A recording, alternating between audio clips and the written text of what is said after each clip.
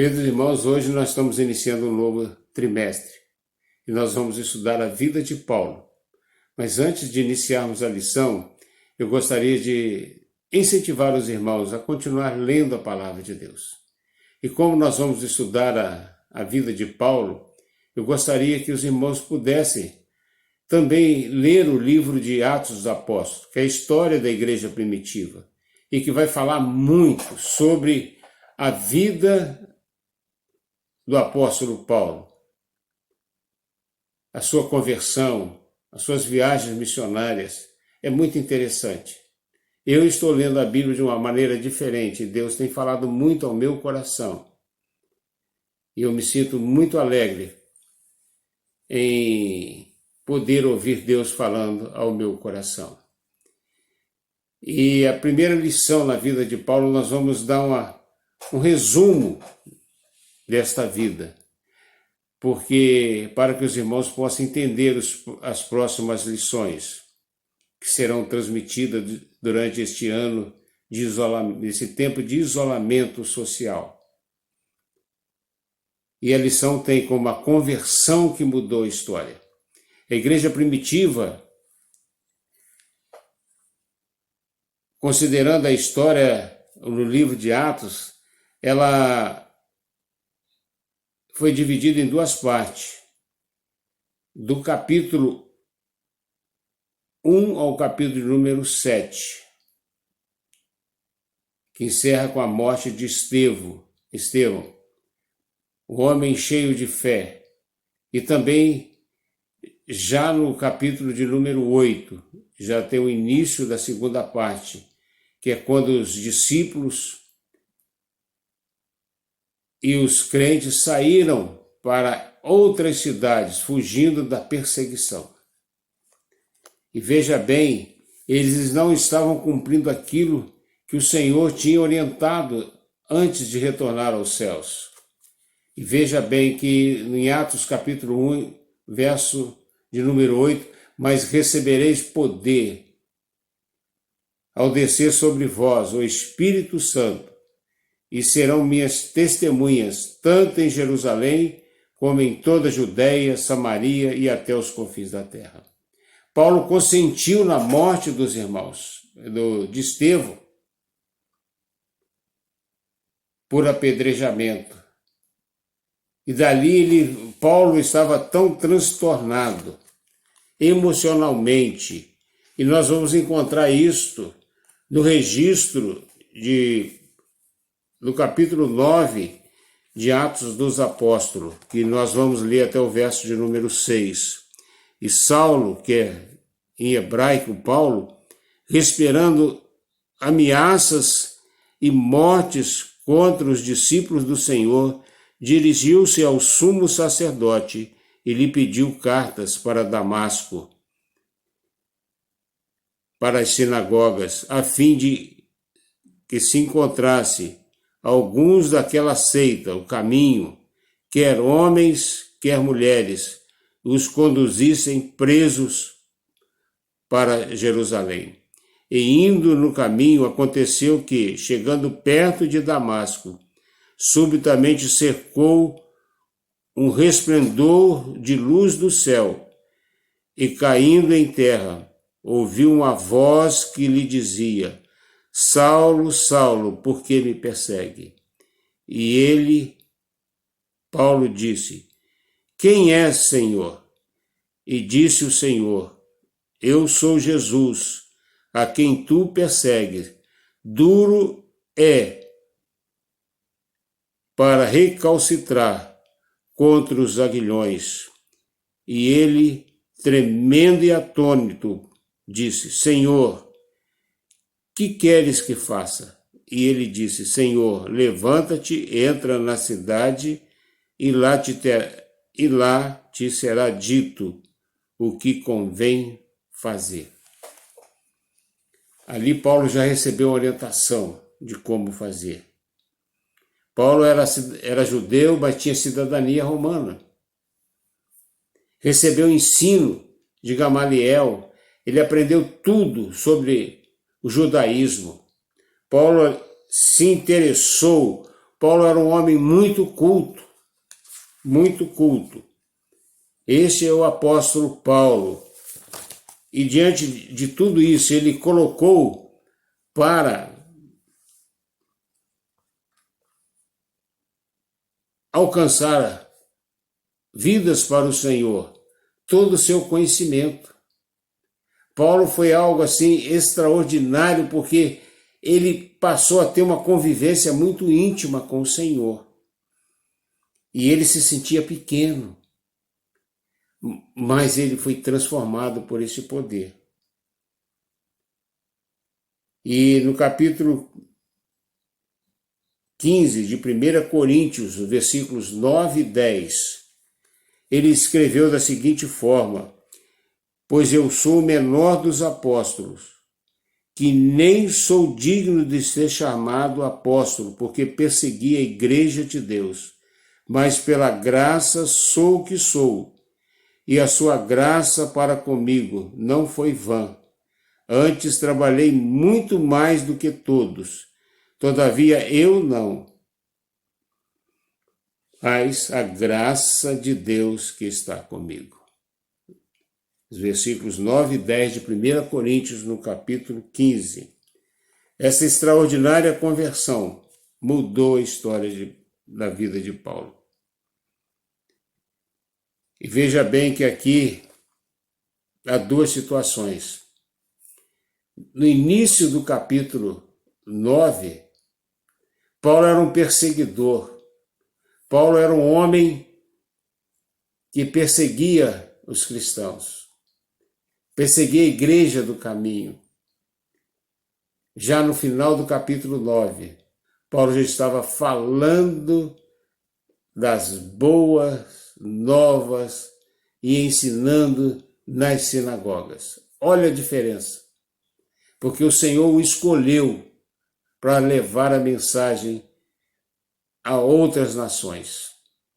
Está registrado no capítulo 9, versículo de número 15 de Atos dos Apóstolos. Então Paulo, a partir daquele momento de perseguidor, ele passou a ser perseguido. Ele passou a sentir no seu corpo o que é ser perseguido. Diante disso, nós vamos entender esse sobrenatural na vida de Paulo. Esse evento, esse clarão, nós entendemos perfeitamente a ação de Deus na vida de Paulo.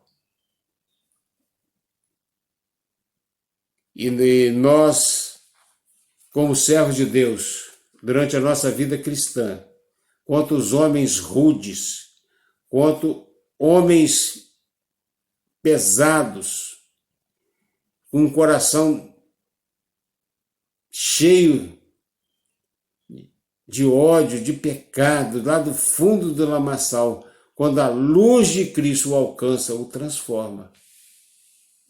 Cada irmão aqui que está me assistindo nesta oportunidade sabe disso, que quando o Evangelho entra, muda a história do homem. Esse clarão, e Paulo diz em capítulo 1 de Romanos, verso 16, diz: porque eu não envergonho do Evangelho, porque é o poder de Deus. Esse poder é um dinamite que entra e rebenta a pedra da dureza no coração do homem. Rebenta a dureza do pecado. Arrebenta tudo aquilo que está prendendo o homem a viver no pecado. É o Evangelho. E caminhando assim para nós finalizarmos esse resumo, nós vamos ver que a graça, esse amor, o Senhor o demonstrou um grande amor por Paulo. Falou de maneira branda a Paulo: eu sou Jesus que tu me persegue. Jesus não o maltratou, mas o abraçou, dizendo a Paulo: Paulo, você está me perseguindo, Paulo estava pensando que estava perseguindo homens e mulheres, mas estava perseguindo o Senhor Jesus, o Deus vivo.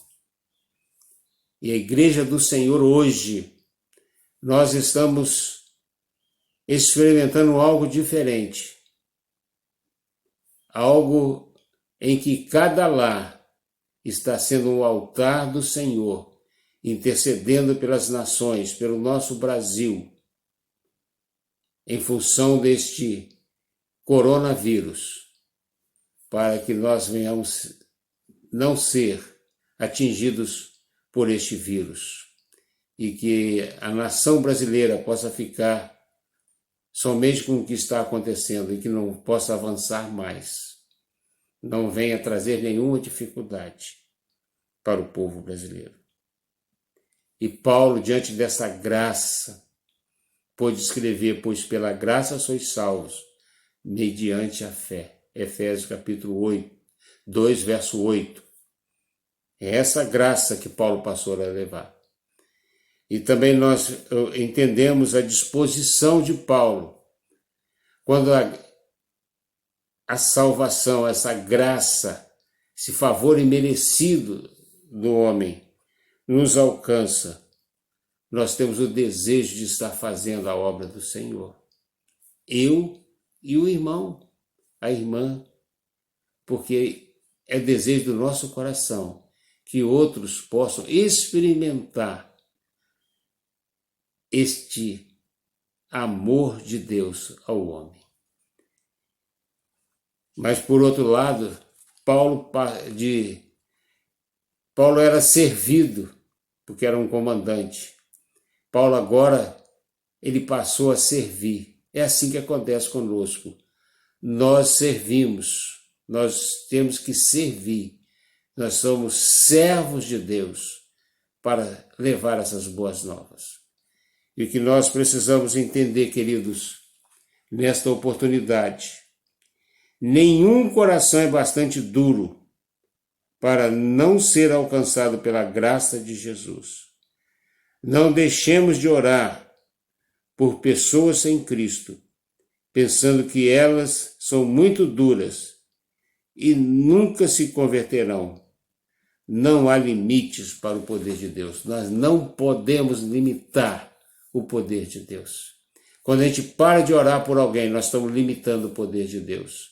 Quando a gente para de orar, nós estamos perdendo a oportunidade de estar intercedendo por aquela vida. Pode ser o nosso colega de trabalho, pode ser o nosso vizinho, pode ser um parente nosso, sempre colocando diante de Deus todos os acontecimentos. Porque nós, como homens e mulheres que servos de Deus, nós descobrimos o propósito real de Deus da nossa vida. Aí assim nós estamos caminhando, porque sabemos que este propósito é algo tremendo para salvar outras vidas. E com a igreja orando no Brasil, nesse tempo de isolamento social, os servos de Deus em todo o Brasil pôde ver e ouvir o nosso presidente, Jair Messias Bolsonaro, a convocar a nação brasileira neste domingo, um tempo de jejum e oração. Tremendo, irmãos. Nunca se viu isso na nação brasileira.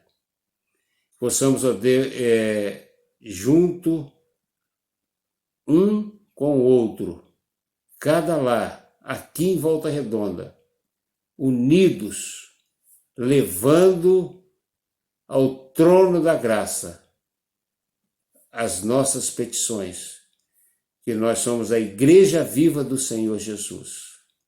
Nós somos portadores da graça do Senhor Jesus. E o nosso testemunho, a nossa maneira de agir vai falar mais alto do que qualquer palavra. Que assim seja para nós, irmãos. Possamos, no exemplo de Paulo, buscar outras vidas para o Senhor. Que não venhamos desistir de estar intercedendo pela salvação daquelas pessoas queridas por nós. Que Deus nos abençoe. Amém.